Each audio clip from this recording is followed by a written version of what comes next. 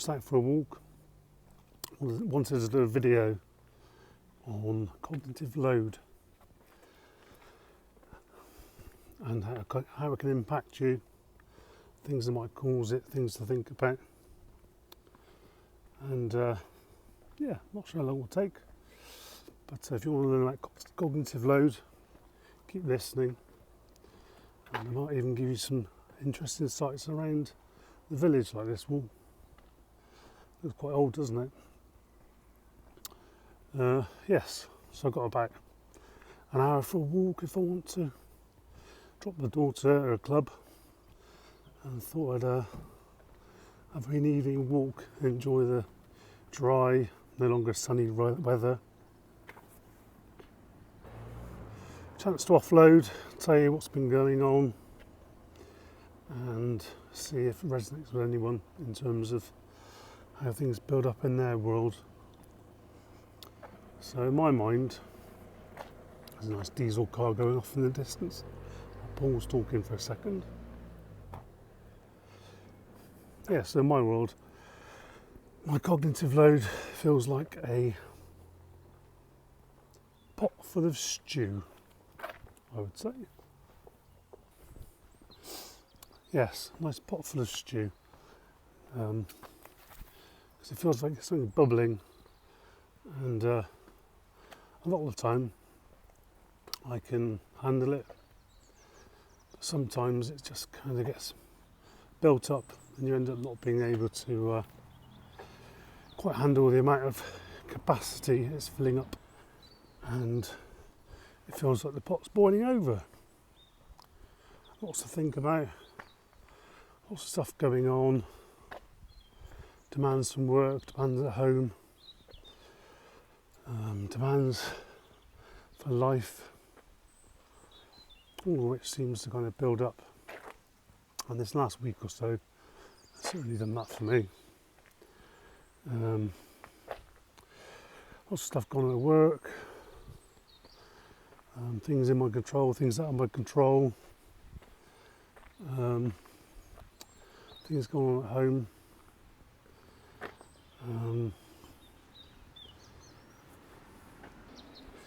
General stresses of the world.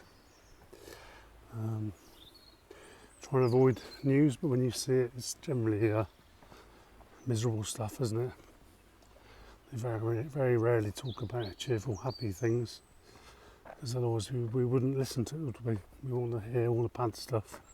At least that's what they think.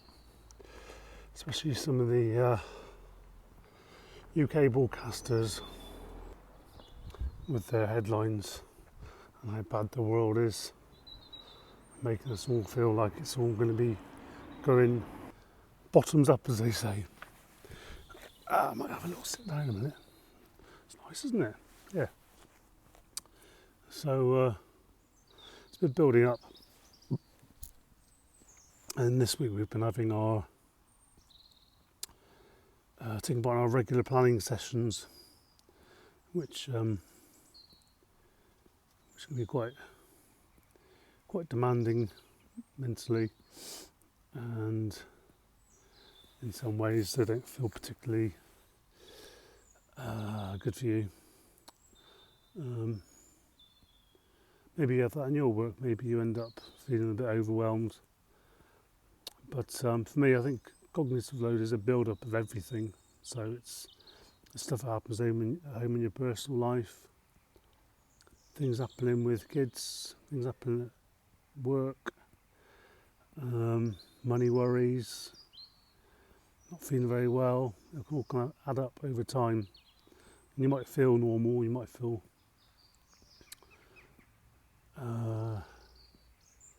as if it's just how life is and how things go, but after a while I think we all kind of suffer a little bit and end up becoming overwhelmed by these things piling in our pot, and the general flow of thoughts end up, in my case, feeling like they're boiling over. So my pot of stew currently feels like it's quite bubbly and could potentially spill over and maybe spill over onto the stove. Yes, yeah, just come out where I don't want it to come out, which is having interesting effects on me really. Feeling a bit down, feeling like I'm not very good at my job, and even though I know I am, even though I know that the client seems to like what I'm doing, and the my colleagues respect what I'm doing and thanked me for some stuff I did, internally I still feel like, well, maybe James, you're not so good as you think. And I think that's where this baseline, I think, tries to come in, trying to find out ways to mitigate some of those thoughts and calm things down. But I'll be honest, in the last 7 days it's not been that easy. Bit of travelling, haven't been eating as well, which I know has definitely affected me. Haven't been to the gym quite like I normally do, so it's kind of cyclical really. So if anyone's out there feeling like the things that GPs or friends or people in support groups suggest to you, if they feel like they're not really working, it's not surprising because sometimes they don't. Sometimes I think our resilience gets challenged, our discipline around eating, because the cognitive load just gets so overwhelming that you haven't got time to stop and think and pause, which is what we should all do really. Take time to reflect, which is one of the reasons why I'm doing this video, because I'm thinking I need to have a chance to reflect on what I've been through, see what I might be able to pick out from it, which I could learn, maybe silence my mind. Just pause you a second for the car. These diesels, they're so noisy. Not that I've got one. Yeah, anyway, they're quite noisy, aren't they? Yes, so yeah, just talk over things. Maybe this video might resonate with people. And yeah, it's hard, isn't it? Because you think actually it's just work stress. I should be able to just cope, let it pass, end up maybe a couple of days down the road it's gone, which is probably true. Probably next week or next week I would have forgotten about it, maybe, I don't know. But today I've kind of felt quite bad. I've eaten quite a lot more than I normally do. The idea of having a salad didn't really cut it at lunch, that is, and because I knew I was rushing out when I got home from work, I ended up getting some pizzas, which always make me feel crap. But I couldn't stop it. And I thought, yeah, I'm gonna walk my daughter to a club, and then maybe I can pop into the pub. Not that I've been drinking for a long time, but I fancied a pint. Yeah, a pint of beer. But because of something happening, which I won't blame her for, but we ended up being delayed leaving. I had to drive, and therefore drinking is not an option. So I thought, I'm going to go for a walk and I'm going to talk nonsense to YouTube and see if that can sort my head out, and see if some people find it resonate, and maybe get something from it. So why alcohol? Why did I want a beer, maybe? That's what I think about. I think a lot of it's to do with changing state. Because when you have a beer, it obviously changes how your mind feels, and helps to, in theory, calm you down. But then it becomes a depressant. You can tell it's 6:30. Thanks to the church clock. Aren't we lucky to have churches with nice bells? Yeah, so I think it was to do with that. If I have a beer, I know for a while it's going to kind of change how my mind feels. But I know tomorrow I'll be thinking, oh, what were you doing? why did you have your beer? Which probably would have led to two. Generally not a good situation. Someone's lost, driving round and round in circles, the same person went past. They could stop and ask, maybe I'll tell them where they're going, but anyway, that's fine. At least I can talk to you for longer. But yeah, so I think that's what that was to do with. I think that's the same with the food with me actually. I think if I have something like a chocolate bar or something savoury, it kind of changes how I feel, and that kind of takes my mind off what's going on, changing my state, not improving it. And eventually I end up eating too much and I feel full up, which then takes my mind off it even more because I'm feeling stuffed, and I then it kind of counterbalances the stress that's coming in. But then that leads me to thinking I've let myself down even more. So it's kind of a vicious circle, but one which I'm trying to think how to solve.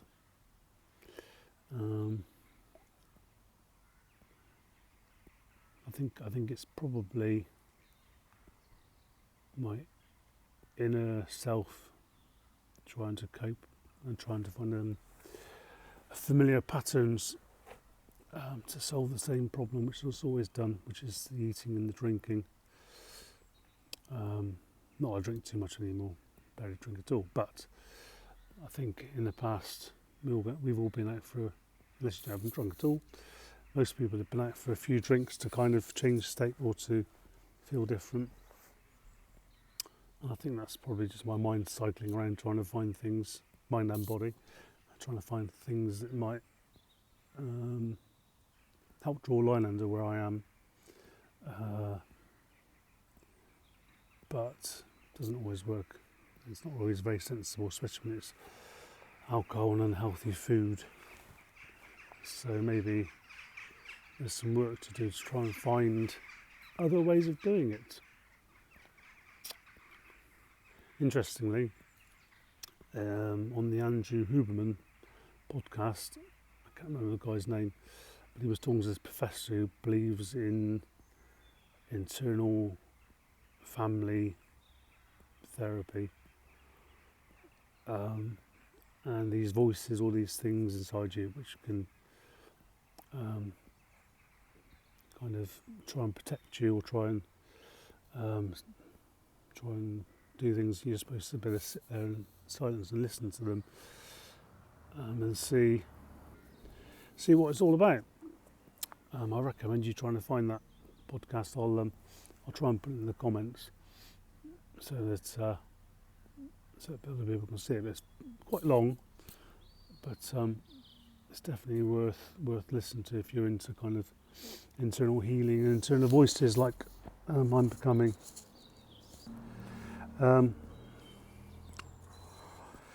Maybe I should try it on a video. That'd be good, wouldn't it? I might do that. Because there's a technique he works through with Andrew, and then he takes the audience through it as well. So again, I shall put the link below in the comments if you've got this far on my point in this video, and you can do it yourself. But I might try and do it on a video. Might be interesting, I guess. The thing I like about living around here is people go walking with dogs and they say hello. It's very friendly around here. If you see people out and about, wherever you live, just try saying hello, give them a smile. They might think you're a bit odd, but then again they might think it's very friendly of you to do it. It's much better than ignoring people and pretend it's not there. I'll just go, give them a nod, give them a smile, and it might cheer up their day, might make up your day. It takes no energy, you haven't lost anything just by going, all right mate, or cheers bud, or hello, how are you? Yes, sorry for that tangent. Somebody walked past and I paused it so I didn't think I was talking to someone strange. But anyway, just say hello to people. It's always good. There's no There's nothing that can happen bad about that, is there? I think so. Anyway, yes, so the theory is you find these inner voices which are looking to protect you, often based on things from traumas or things that happened in early life, and they think you're a particular age when something happened. But listen to the podcast. It's definitely worth learning about it, but there's also caution around it because it can make you struggle with any deep trauma. So it should be done with caution, and ideally with one of his trained people. But yeah, I did it initially. I need to do it properly, but I will do it on video, I think. Not sure how interesting it'll be. I can talk through the things he's recommended and give a shout out to the podcast and see if other people find it useful. And it will force me to do it properly. But I think you have to sit there and listen. So I'm not sure how good it is, but I'll video it, see what it's like, and then post it if I need to. So, I mean, another way you can I can. I'm talking about myself really. Another way I could look at this stuff is that I need to be better prepared when it comes to these periods when I know there's going to be planning. This regular cycles is not like I don't know it's coming. So maybe I need to sit down and think what I need in place to better support myself. Try and get better food selections nearby. Try and schedule exercise or other activities around it to try and change my state rather than food.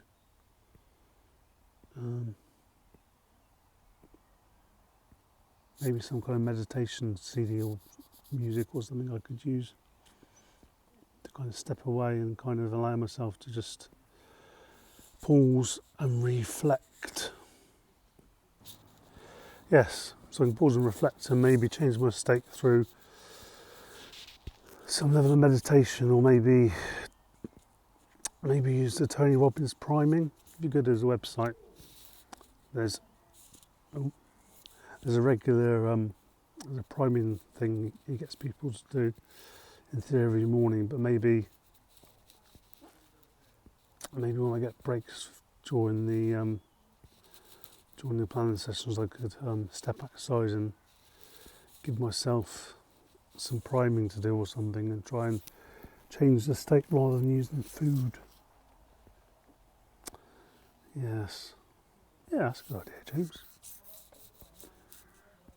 Thing is, just to go on for another tangent, this is going to be so long.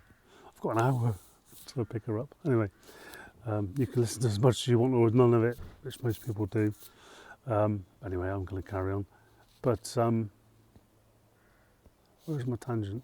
Yeah, so one thing I've noticed, or I'm thinking about, is how much I end up, if I was talking to somebody else, I'd give them some advice and I'd say, oh, why don't you try this? Why don't you try that? That's bad, you've got a lot of cognitive load on you. You've got this happening at home, that's happening at work. The world's going to pot, or so the powers that be want to make us think. And you're not able to exercise when you want to. Food's going out the window, that kind of stuff, whatever it is going on. But if you sit down and journal, or you sit down and try this, or if you thought about that, if you thought about talking to your company, I'd be giving all these tips, wouldn't I? Because it's easier to say it from outside. It's easier to take a step back when you're in your own head and suggest things that might work. But then, coming around a lot, can't I? But then you're not in their head, are you? And as I found out this week, it's not as simple as going, I'm not going to eat that KFC on the way home. see the previous video. Oops, advertised. Anyway, at KFC on the way home. That was to do with changing state. I've made myself laugh now. Yes, that flavoured poultry. Anyway, other chicken options are out there.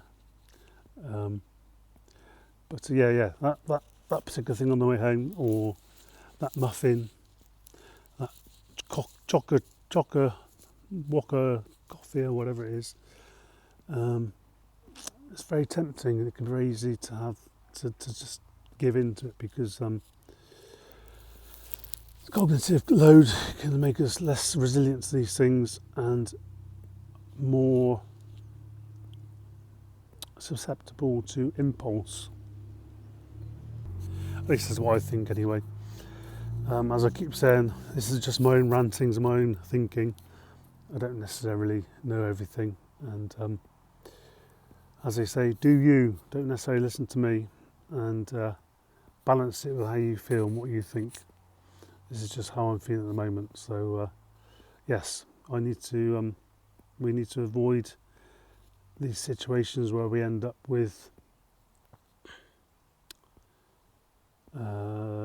urges and impulses giving us some problems, and keep our true north, as they say, which is what I need to start doing. I need to get myself back on where I was going, back on the fitness, back on the health, and back on trying to keep my brain, my mental health on track, back on the baseline. But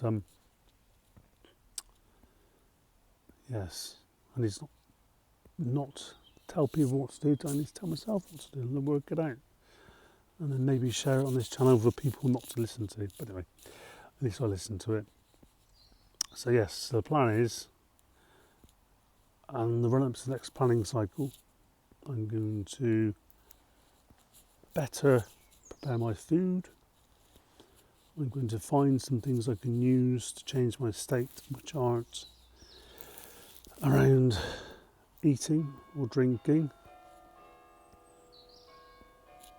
There's the church bells again, regular as clockwork, because it's a clock. And yeah, just find another way of looking after myself, which doesn't involve food. And I'm going to follow the tips on that Andrew Huberman podcast and do some internal thinking about where this stuff comes from, because it's not natural. It's natural for me, but I don't need these things. I don't need to be eating this rubbish. I just do out of habit and out of the fact that something inside me is saying it will make me feel better, it will make the worries go away, and it will help me cope. But then I spend the rest of the day, rest of the week, regretting what I've eaten, what I've drunk, and feeling like there must be a better way. So I'm going to work towards that and share what I think with you guys who listen, and maybe, yeah, as I say, maybe actually run through it on the video. I could use my gimbal, couldn't I? To save me having to hold it in my hand, which I think I've got quite a steady hand actually, considering I'm a fidget. But yeah, comment below. Tell me how you feel. What the things that trigger you, how you cope with stress, and how you cope when your pot's full. Maybe tell me what your cognitive load receptacle is. As I said, mine's a pot of stew, which eventually boils over and makes a mess. But I'm trying to get better at handling it and letting some of the pressure off when I need to. And also recognising when that pressure is building up, so I can release some of it. But yeah, thanks for listening. I think it's helped. I feel a bit better in myself. I feel like I can move forward with some actions. I'll have to listen to it back, especially the last 5 or 6 minutes where I've been thinking of all the good things I can do, and sample some of our own medicine, as they say. Rather than telling people what to do it myself, and then I can tell them from experience, can't I? Maybe like, subscribe, comment, give me some loving, let me know you're there, something, I don't know. Cheers, bye.